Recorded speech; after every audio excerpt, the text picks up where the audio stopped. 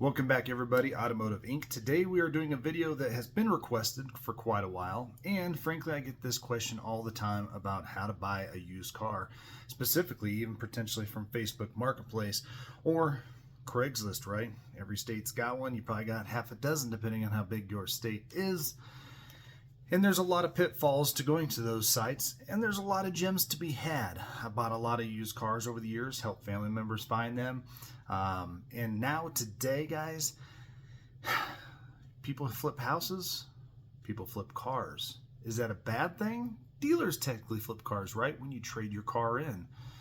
So we're going to go over the best ways to get the best deal and not get hosed on Craigslist or any other used car lot that you're looking after. Before we get started, if you don't mind smashing the subscribe button, it is free to do and it helps my small channel out grow. And I'm here to take all your comments or questions. I try and get back to all of them. I have several hundreds up to thousands a day, so I try and get back to them. In this video, finally I just had to sit down and do it because there's a lot of interest in this topic. At the end of the video, if you don't mind smashing the thumbs up, notification bell so you know I'm posting new content, and feel free to head over to the channel, go up to the search bar and search for whatever your heart's desires. I got hundreds and hundreds of videos and car hacks and stuff like that. But without further ado, let's talk about buying a used car. Whether you're going to go to a dealer and pay dealer fees and all of this stuff, or you're going to try and search on your own to go out and buy one off of, say, Craigslist. We'll just focus on that one because you can go to cars.com, Auto Trader, and etc. And you can search out cars and you kind of run the same gambit. There's a lot of small dealers, shade tree dealers, and reputable dealers all selling used cars. Really in the market, though, you can save a lot of dough by going to the private sector. And this is where Craigslist falls in. Now, is everybody on Craigslist out to scam you? Absolutely not. Is everybody on Craigslist honest? No. This is why you have to do your own homework when it comes to things.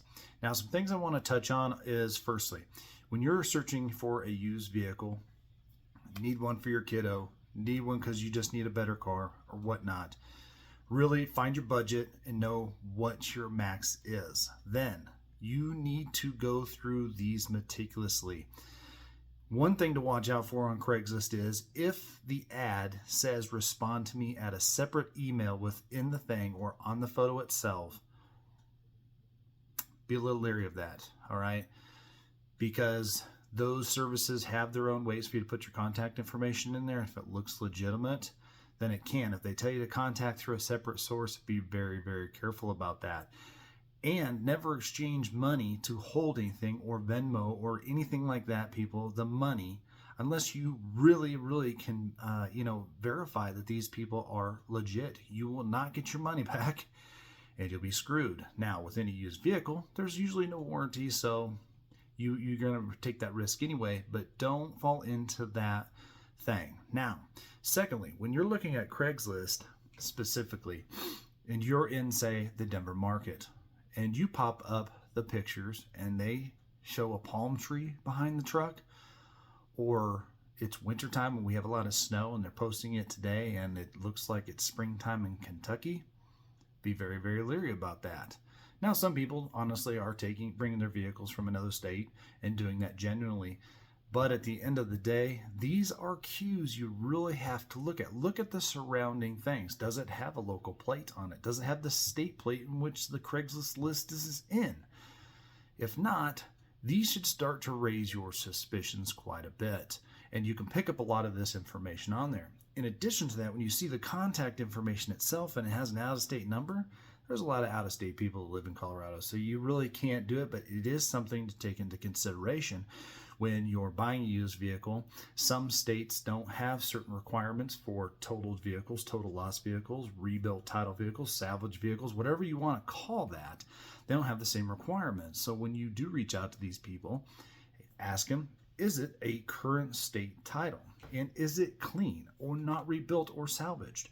And let them explain. If, I moved from Texas to Colorado, that's why it's Texas, but it is a Texas title. There will be, in most states, extra fees to switch that title from whatever state to your current state. So you have to kind of keep those things in mind. In addition to that, there are a lot of states out there that have flooding. They have a lot of stuff like hurricanes and tornadoes and stuff where vehicles can suffer water damage.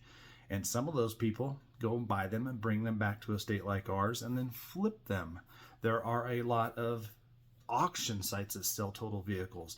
And what they do is they buy them here in Colorado, take them either out of the country or take them out of the state, rebrand the title in a different state, bring it back and try and sell it. And you're none the wiser. So really at the end of the day, let's go through one ad specifically. All right, so let's take Subaru for example. Here is a 2020 for 11 grand. Now, if you guys know, Subaru holds its value is one of the best. So why is this bad boy so cheap? We scroll down here, you can click through the photos. You know, another thing that would queue up on me, and you can see right here, we're in Colorado. That looks like a Utah plate. I don't mind them blipping it out. The problem is, that is quite interesting to me. That would be my first red flag. But the car looks pretty darn good, right? We go over here, and it's 73,000 miles. Even better. So this is a sought-after model. They have a pretty clear thing on here. Seems like a really, really good deal. Oh, but here we go.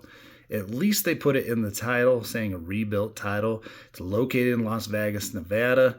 And over here, Craigslist does give you an opportunity to put rebuilt in the listing. Now, at the end of the day, that is a pretty good deal for that. And hopefully they could provide you with what caused that vehicle to be a rebuilt title. Typically, it means it could have been total loss some way, somehow. Flooding, hail. Based on age, it could be any of those things, and you would hope that the repairs were done correctly. Now, my strongest advice for you when it comes to buying a vehicle is this. And again, if your budget falls into it and you do it, we have dealers in Colorado that specifically buy totaled vehicles, fix them, recondition them, and resell them at a good discount. But what I will strongly encourage you to do is never buy a rebuilt salvage title vehicle.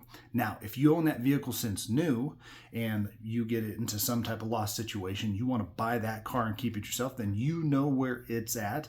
You know everything about it. It's been fixed. You feel confident in that. Then I think that situation is one you can play with, especially if it makes financial sense for you. But when you're buying a used vehicle with a rebuilt title, you are buying a boat anchor without a rope, meaning this car has basically little value. It was a total loss to some company, some insurance company, to someone. And whatever the damage was, whether it's fixed right, your value is almost nothing. And when you buy a rebuilt title vehicle or salvage vehicle, one thing you have to consider, there's a lot of people that ask about even Uber driving because they need a newer vehicle, the newer age to fit into the category of being eligible to drive for them. And so they're buying a rebuilt salvage title vehicle. Uber and Lyft, as of last year, will not allow you to have one of those titled kind of vehicles, branded title vehicles, in service for them. So good for them because they don't, know the way the vehicle's been rebuilt. But a lot of people just go out and buy one, and then you have to provide the information to them. They find out, and you're off. You're not driving for them. So really, there's no advantage of buying a rebuilt title because the money you think you are saving, you are potentially all losing because those vehicles have no value. In addition to that, you have to check with your insurance company to see if they'll even insure a total loss vehicle. Typically, they won't, and if it does, the insurance is probably going to negate whatever cost it is. Next, most financial institutions will not even finance on a hail damage vehicle, and if it does, it has to be disclosed to them before they'll finance it.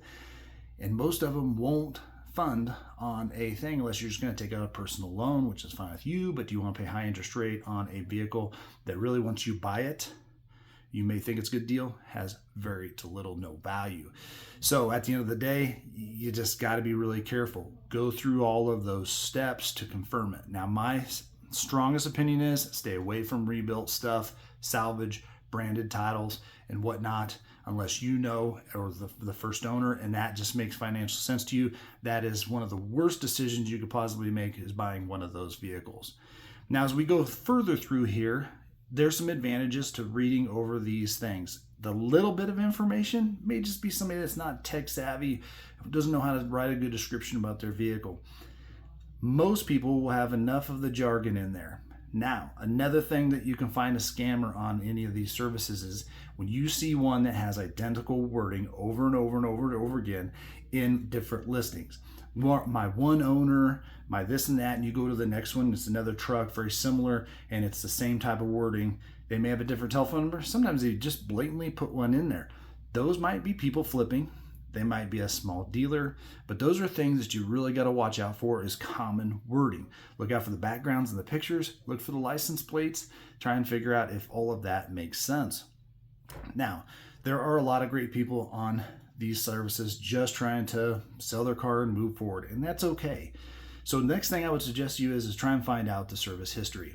A lot of people that are older than me, we do our own service, so you may not have like a bona fide service directory, but a lot of those people actually have their services written down in a book or something like that, or the owner's manual, and you really want to make sure that you can confirm that. The next thing I would highly suggest is when you reach out to these people, don't be so eager. Make sure you ask the questions. Here's an interesting story. A couple years ago, we were looking for a used Subaru. Subarus are very popular for one of my sons. And the guy had a great story. It looked like a good car in the ad. And basically, I noticed that the background looked very similar to several other Subarus that were on Craigslist. But I went and met with the gentleman. His sob story was he needed to sell his Subaru because he was fighting for his kids in court.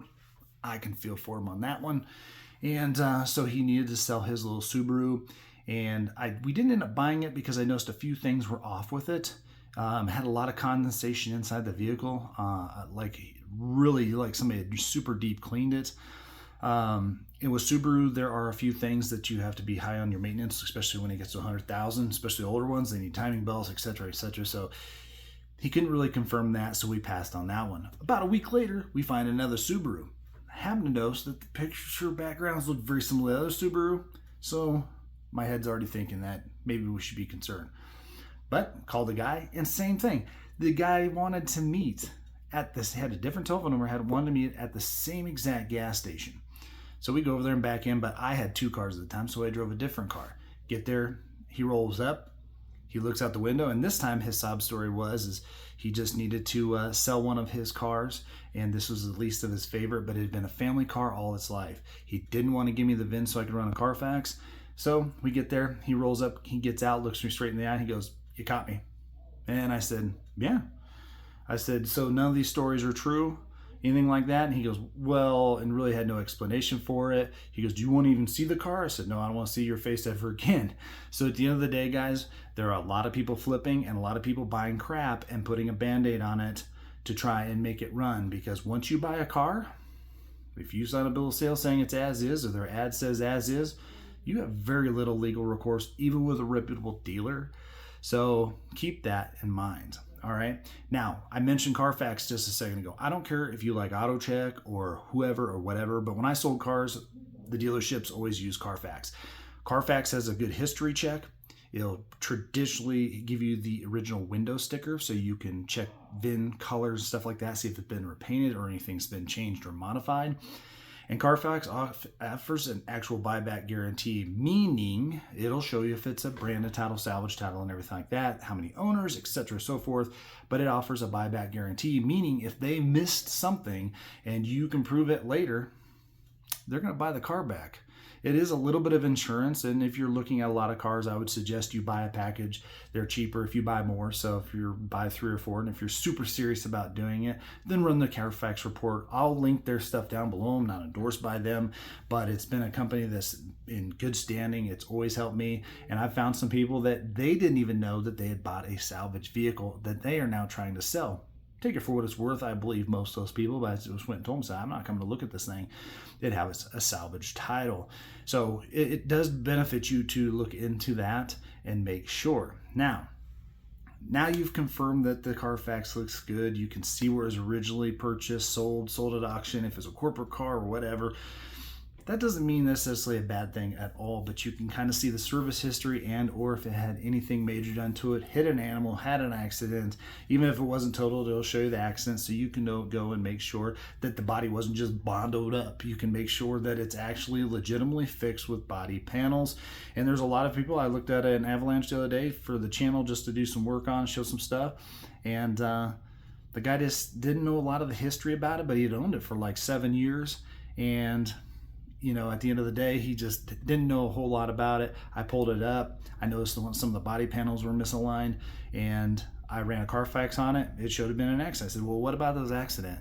Oh, yeah, that was nothing. I bumped into somebody and everything like that. I said, well, it says right here there were repairs done, but yet that headlight looks like it's the original one. The body panel is still misaligned. Oh, yeah, well, I just kept the insurance money. So a lot of times you can save yourself the hassle and also know what you're getting into. Now we finally decided, we've checked everything, the VIN checks out and everything. Go to Kelly Blue Book NADA. Now those are just guides, except for when the dealer wants to sell their car, right? Or when somebody wants to sell their car.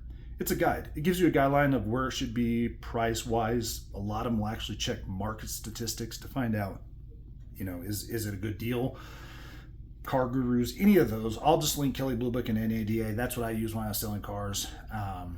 And I find it very fair. You can average that out and make sure it's a good deal. And once you do that, go take a look at this car. And when you go take a look at this car, I'm going to encourage you guys to do this. This is just a little OBD scan tool. About 15 years ago, my wife and I needed a car. She liked this Audi all-road. I liked the all-road. I thought it was a good-looking car. And these little tools will help save you some money, and they're also what people are using to screw people over. Meaning, you can download a free app and check and see if it has any pending fault codes, what those fault codes are. You'll have to do a little research on your phone after you get the fault codes. And these are like $10. The apps are usually free unless you want to actually erase codes, and then you have to pay like a $4 a month fee to do it. I used to use Torque when I used this one all the time to scan stuff, but you plug this into OBD, you hit scan, and it'll tell you. I didn't have this at that time. And what I found is, after I bought the car, seemed like a nice gentleman and everything, went and found out that he had been clearing the code daily, if not twice daily, for 6 months, and then had all kinds of issues going on with it.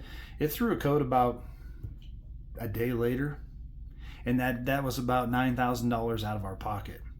And if you don't have a lot of money, $9,000 is a ton of money then. And so I will link one of these down below because this will save your $6. Now, I have a big scan tool now because when I do work on my diesel trucks and stuff, I want to be able to force my own regens. The one I use is about $500 off the Zon, and it's subscription based. So I'll link that one down below, but I wouldn't say most of the general consumers need to do that. And it's kind of big to be carrying around when you're looking at cars. But even if you're going to a dealer, take this bad boy. Because if it's a reputable dealer, that car, if the car's crap, it's going to go to wholesale. If it's something they can recondition and sell, then they will. But, you know, non-mainstream dealers and private owners, get yourself one of these. It doesn't matter the brand. The brand's probably changed. I've had this one. And get your thing. Check for pending fault codes and everything like that. Especially on diesels, because diesels, people tweak and turn and change emissions. And in most states, there are emissions requirements. And that can be a very expensive thing. Especially if you have a bigger scan tool like I can actually go back and see if they've changed programming and profiles and stuff like that. If somebody's been tuning it, that might be another concern too, because you might have parts and stuff that are potentially getting ready to wear out. Now, if you're not mechanically savvy, my next point is take it to a mechanic. If the person selling it doesn't want you to, or they show you a report from a mechanic they know or whatever, take that for what it's worth, but always do your due diligence. Call down there and check with them. A lot of people are honest, but unfortunately there are a lot of people that are dishonest. And once you get your money, they're gone. So take it to a mechanic. Now, I feel fairly mechanically inclined. I've worked on cars for 30 years now, and I feel very good about actually how to look at stuff, what I'm checking and everything like that. Case in point, the most recent one, that Avalanche I went and looked at. That guy tells me, hey, it runs good, it's just showing its age and everything like that. Went out there, and I'm laying on the ground in the cold. I'm checking. And right where the oil pan meets the block, it was either in the bell housing of the transmission, oil leak just dripping out there like molasses.